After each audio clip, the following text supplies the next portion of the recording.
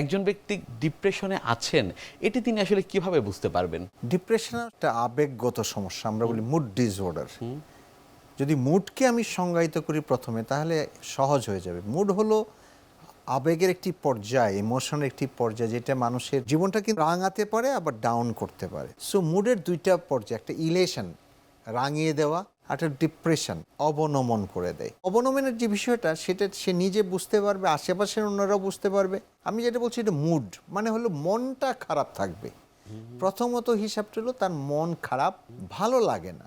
আগে যে উদ্যম ছিল, উচ্ছ্বাস ছিল, মনোবল ছিল, একটা প্রাণ চাঞ্চল্য ছিল, সেটা কোথায় জানি হারিয়ে গেল।